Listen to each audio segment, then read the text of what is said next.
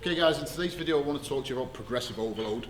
Now, it's a bit of a buzzword on Instagram at the moment and social media, but everyone's sort of firing these different things around and not really telling you how to implement it. So there's loads of information around, loads of mental masturbation, just sort of watching things and just scrolling through and taking all this information on, but not necessarily ways to implement it or how it affects you. So progressive overload is the only way to progress in any sort of strength training or cardio training.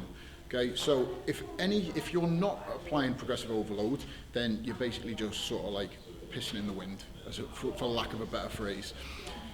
You want to be making sure you're tracking things accurately, so your weights, your sets, your tempo, your rest periods, and then over time increasing those or decreasing those over time. So there's different ways to increase on progressive overload. The first one is your form, and I would arguably say this is probably the most important one. If your form gets better and better and better each week, you're less likely to get injured and you're more likely to progress over a longer period of time.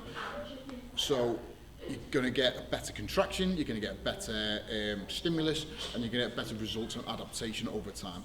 The second one is increasing the weight. So this is what you probably heard most people say when they talk about progressive overload.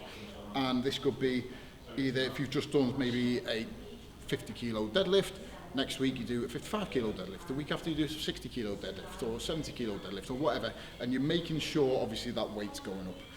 The third way is through your reps and sets and the volume that you're doing. So this could be, for example, if you do 3 sets of 5 one week, then you do 3 sets of 6 the week after that, or 3 sets of 7 the week after that, and you're slowly building in that volume.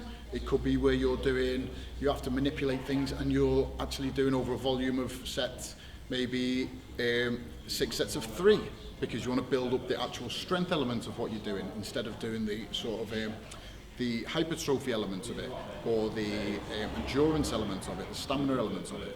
So there's different ways to manipulate that in terms of sets and reps in itself. The fourth way is through tempo. Now, I really like tempo, excuse me, because it allows you to go back to sort of phase 1, which we talked about before, in terms of the form and what you're doing in terms of progressing that form. Now, the slower you're doing things, the more control you've got over the movement. The more control you've got over the movement, the more muscle recruitment you've got, and the better your sort of safety is over a longevity sort of period.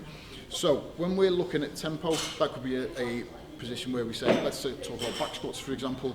If you take your back squat out like this, and you're just dropping in and then coming straight back out. 1, 1, 1, 1. We've got a 1 second descent and a 1 second ascent there.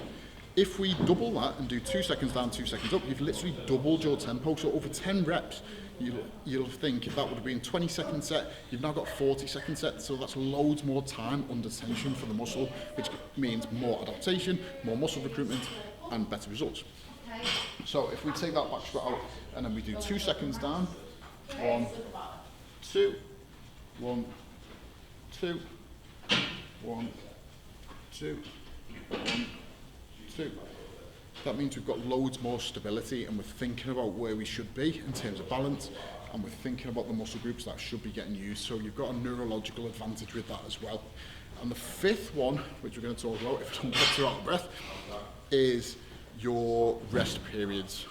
Now, I don't, for a lot of my clients, or a lot of you guys, I don't put a lot of emphasis on the rest periods because I'm a big believer that quality over quantity. So I would rather see people rest for longer periods in between their sets and reps and have better quality movements, focusing on the form, focusing on the tempo, focusing on the weight, rather than sort of having shorter periods and then making the next set or the second or third set look terrible and the form decreasing.